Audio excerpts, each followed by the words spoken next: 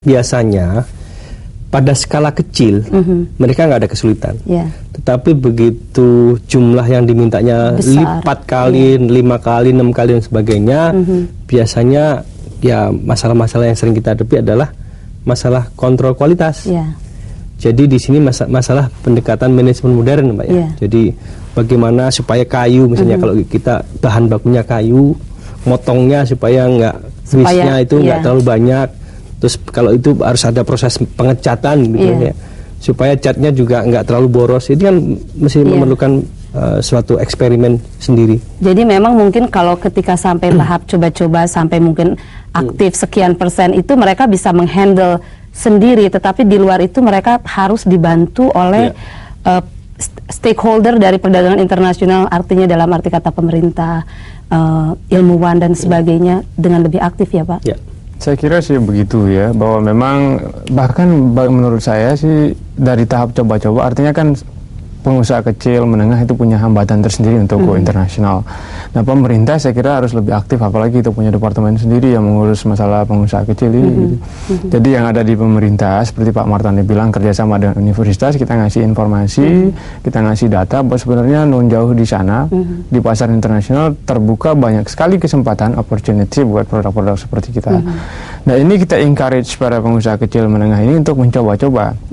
Ini loh sebenarnya jalan ke luar negeri. Ini loh distributornya, Anda bisa hubungi. Kalau memang Anda tertarik, kami bisa mengadakan pameran di sana. Kita ngasih bantuan kepada Anda, kita coba mempertemukan Anda dengan konsumen di sana dan lain sebagainya.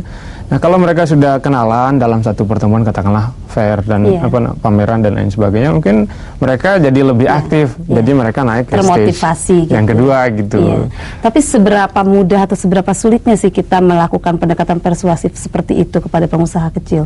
Ya, kalau yang dilakukan adalah ekspor yang tidak langsung atau indirect stage ekspor, itu sebetulnya nggak terlalu susah. Dia cuma di pabriknya aja sendiri, yang datang kan mereka. Tapi begitu mereka coba-coba ke sana, apalagi buka kantor perwakilan sendiri di sana, nah ini masalahnya jadi ruwet. Dari usaha kecil yang dibina oleh Pak Martani, apakah ada yang sudah mengalami proses evolusi itu dari pengusaha yang tadinya katakanlah kecil tradisional menjadi yang sekarang sudah berorientasi pada ekspor? Ya, yang saya lihat sekarang mereka mulai kenalan dengan beberapa buyer, pembeli dari luar. Tapi kan pembeli itu juga pinter gitu loh. Bagaimana supaya kita masih tergantung sama mereka. Nah, ini juga harus hati-hati. Nah, kita fungsi dari pembina perguruan tinggi adalah hati-hati nanti posisi tawar-menawarnya supaya digeser gitu loh. Supaya nggak dari tahun ke tahun dia diambil oleh hanya sebagai katakanlah production center saja gitu ya. Tapi apakah memang pengusaha kita siap? Artinya dalam arti kata dengan kebiasaan yang sekarang seperti Bapak katakan selalu buyer yang datang. Apakah langkah-langkah itu sudah ditempuh oleh pembina misalnya seperti Bapak, dan apakah mereka siap untuk diajak, yuk kita yang jalan gitu?